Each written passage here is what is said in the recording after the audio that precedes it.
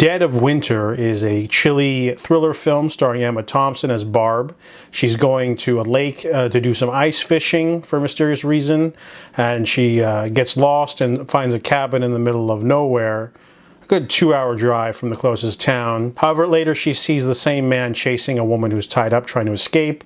So this man has kidnapped this woman, and now she realizes she has to meddle in the affairs when her truck gets stuck on the ice.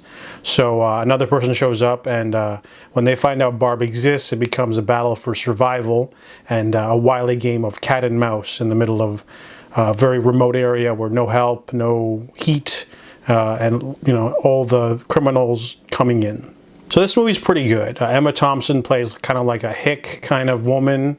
She's like older. You don't really see older female protagonists in thriller films. So I like this is a refreshing change. I think she also produces the film.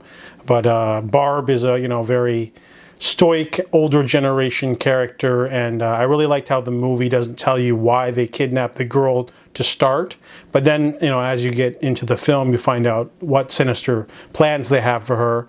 And of course the two characters, they're not named. There's a parka guy and purple coat lady, and they get development as well. Everyone in this movie gets development. You find out a little bit more about each character as the film goes on. There's a lot of nostalgic flashbacks for Barb and her husband and the quiet life that they had.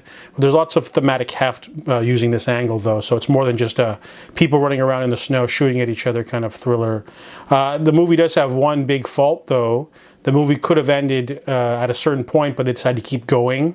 And, the movie becomes a lot more unrealistic the longer you go because people incur injuries and they just kind of keep going with the plot. Things kind of get really slow. They could have tightened up the ending third act a little bit better, but overall, it's a pretty solid thriller.